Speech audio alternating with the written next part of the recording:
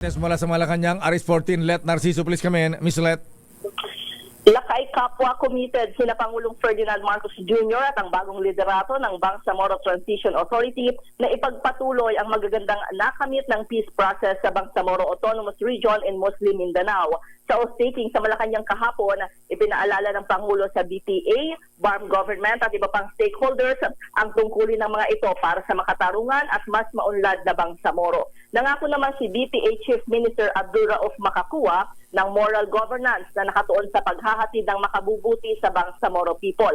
Nagpasalamat rin si Makakua sa liderato ni MILF Chairman Ahod Ibrahim at sinabing ipagpapatuloy niya ang mga nasimulan nito. Binati at welcome naman ni Ibrahim ang pag-upo ni Makakua bilang bagong interim Chief Minister ng BARM na kinilala nitong malawak ang karanasan at nababagay sa tungkulin.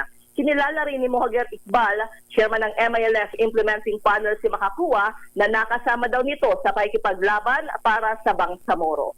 Samantala ngayong umaga lakay ay muling pangungunahan ni Pangulong Marcos ang sectoral meeting sa Palasyo at mamayang hapon ay makakarap nito ang mga bagong ambassador ng Colombia, Cambodia at Ukraine.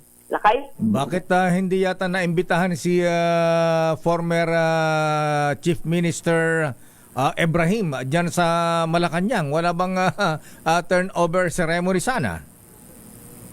Wala tayong informasyon lakay kung bakit wala siya kahapon. Pero ang malinaw ay winelcome niya naman at binati itong bagong liderato. At tama ka lakay, dati silang magkakasama. Kaya mukhang wala namang issue. Kaya si Secretary Galvez, yung nauna nga niya statement dyan lakay ay confident siya na magiging maayos yung transition. Sana nga dahil